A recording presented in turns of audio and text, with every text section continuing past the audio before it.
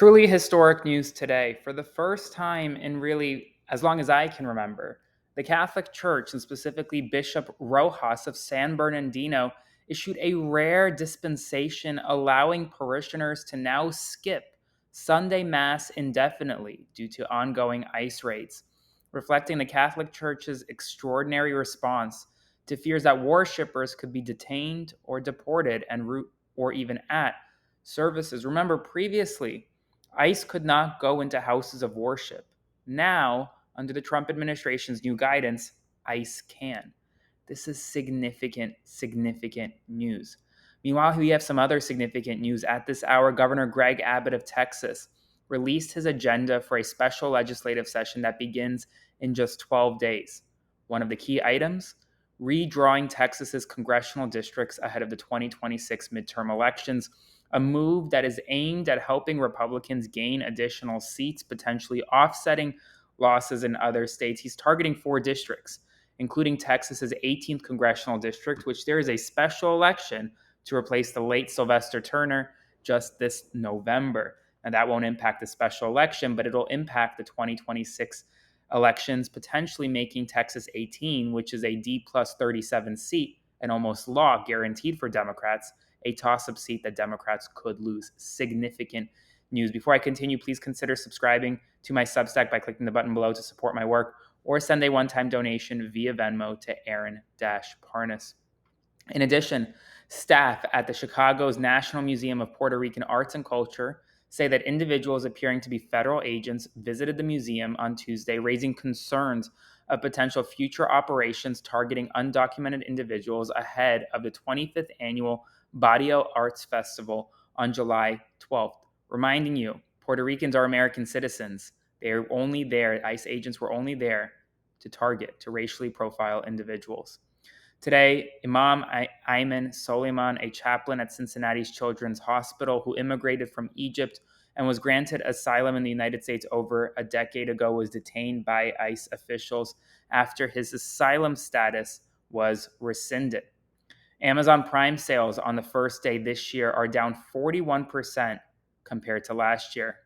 Following a controversial social media post interpreted by Trump allies as a threat, the Secret Service subjected former FBI Director James Comey to extensive physical and digital surveillance, including tracking his phone and tailing him and his wife in unmarked cars from North Carolina to Washington, D.C., despite his denial of violent intent and lack of any violent history.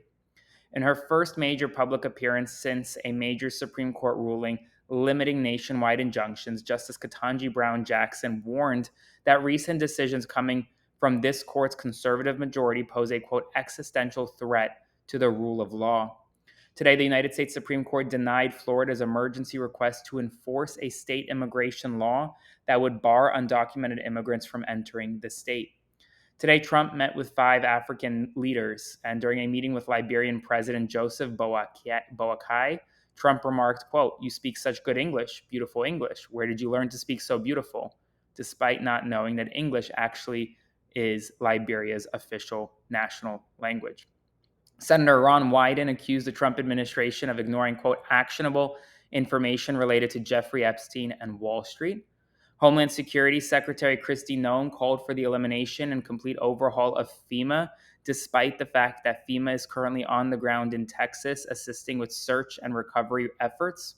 Donald Trump announced new tariffs today: 30% on Algeria, Iraq, and Libya, 25% on Brunei and Moldova, 20% on the Philippines, and 50% on Brazil. Brazil specifically in retaliation of its prosecution of former Brazilian President Jair Bolsonaro. According to the Knight First Amendment Institute, a senior ICE official testified today that the agency assembled a team to investigate student protesters, compiling over 100 reports using a list of 5,000 individuals identified on the Canary Mission website. The Senate confirmed 53-43 Trump's nominee to be the new head of the FAA, Republic Airways CEO Brian Bedford. South Sudan confirmed it is holding 8 men deported from the United States, only one of whom is actually from South Sudan. U.S. Agriculture Secretary Brooke Rollins suggested that automation and requiring Medicaid recipients to work could offset the loss of migrant farm workers due to Trump's deportation campaign.